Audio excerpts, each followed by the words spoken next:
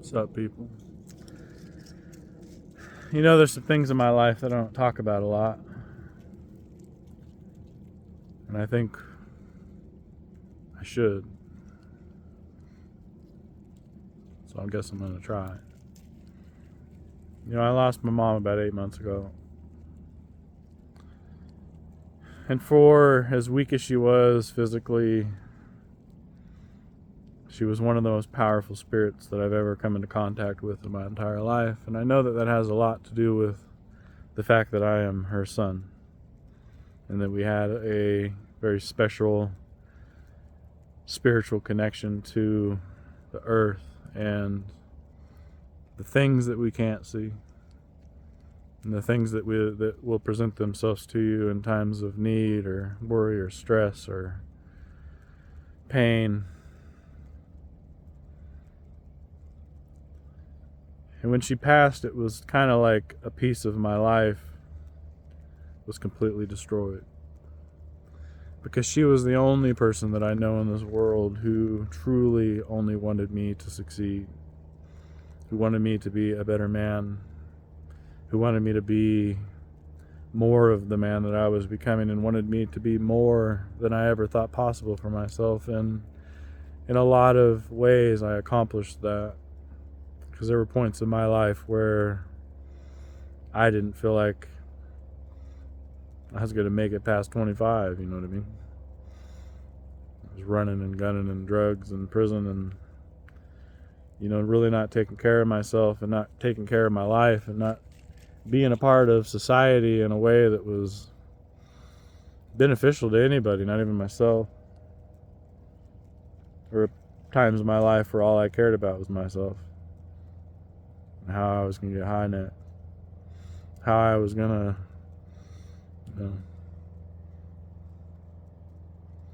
cop my next bag of dope, you know what I mean? And the hardest thing for me, I think, now is when I want to feel her presence in my life and it's not there. And that's not to say that I won't always feel a connection with her in this world, even though she's moved on to whatever world's next. But I can't walk into the house and feel her love and her appreciation for me. I can't be a part of her spirit.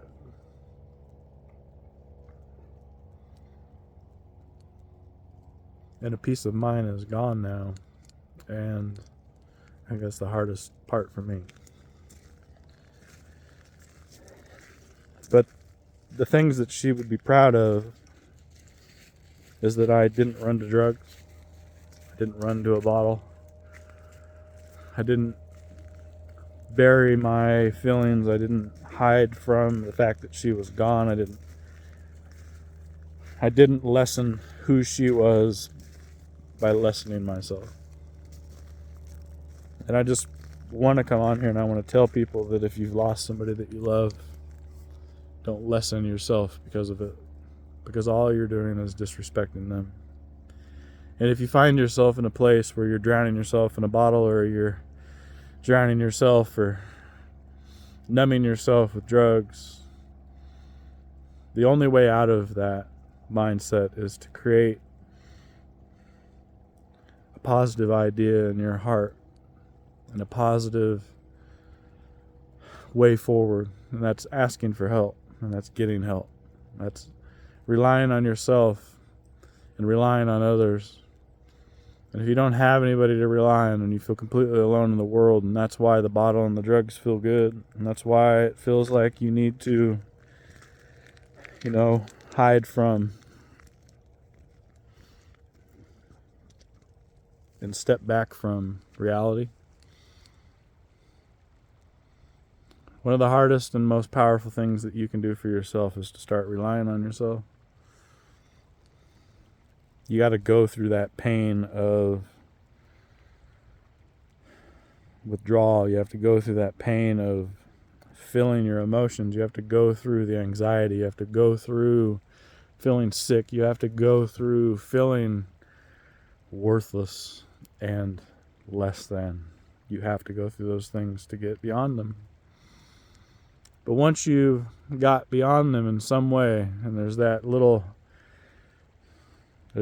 place of hope where you're coming to accept yourself a little bit more, and you're coming to an idea of what you can accomplish in your life, you have to understand that you are going to fail. You are not going to be completely successful your first try, or your second try, or your third try, or your fourth, unless you are just phenomenally lucky or just are surrounded by people who help you through in such a way that makes you damn near invincible. And if you have that in your life, you're blessed. You're blessed, and I am thankful that you exist in this world, because you will help people along the way. You will show people that it can be possible. But if you're like me, and it's going to take you a long time, you're going to have to struggle through ideas, you're going to have to struggle through failure, you're going to have to struggle to get a grasp and a foundation built, you were going to be a power in this world. You were going to be somebody that people can look up to. You're going to be somebody that people can emulate. You're going to be somebody that has something to say that can change somebody else's life. So I guess the point of all of this is that no matter what you're going through, or what your past or what your present looks like, or what you think your future looks like, you can change it all. You can change it all. And you change it by doing the next right thing. You change it by taking small steps forward. Small steps forward towards being healthy. Small steps forward being spiritually aware and strong. Small steps forward gaining education, gaining knowledge, and putting yourself out there and becoming a part of the world in a positive way. And if you take small steps, and if you set yourself small goals that are achievable, and if you just continue to be aware of yourself, you continue to be aware of the world around you, if you continue to be positive as much as you can, and you start to note and become aware of your thoughts and your presence in the world, and you become aware of your actions and the different steps you need to take to have more strength and have more of the abilities that you appreciate in other people, that you have learned to appreciate in yourself. No matter what you're going through, no matter what you've gone through, no matter what you think you're going to go through, in all of that there is a lesson to be learned. In all of that there is something to be gained. In all of that there is something positive and constructive to become part of yourself, to become a part of that foundation that you're creating and building. And or if you have a strong foundation and you're just feeling low, start fucking repairing the foundation. Go back to the beginning. Humble yourself. Be aware of the losses you've taken, or the positions you've taken in life that have been destructive or have limited your creative abilities, or anything along those lines. You're here. You're a beautiful person. Even if you're fucked up, even if you're failing, even if you're drinking too much or doing too many drugs, or you're a beautiful person and you're here. You have the ability to change the lives of the people that are around you, and you have the ability to change your own life. And sometimes it starts with just admitting that you're fucking up and failing. Sometimes it's just admitting that you're being a piece of shit, man. Sometimes it's just admitting to yourself that you're wrong. Sometimes it's just chopping the head of the ego off and being able to humble yourself to the fact that you're not right, and that the way that you're living is wrong. And if you can do that in any way, and build from that and grow from that and continue to do that and just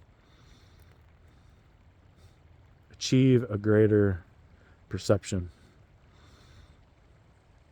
and achieve greater action and achieve the ability to see the beauty and the power in the world around you in small steps and small increments. They're all that you're going to need to face. You will become more than you believe possible for yourself. Strive to be the person you don't even know exists in you. Strive to become more than you think possible for yourself. That's what I'm trying to do now. That's what I'm trying to do in my life. Because I know that I've failed. I know that I've fucked up. I know that I've lost relationships that were the most beautiful part of my life. I know that I have fucked up and failed miserably over the last few years.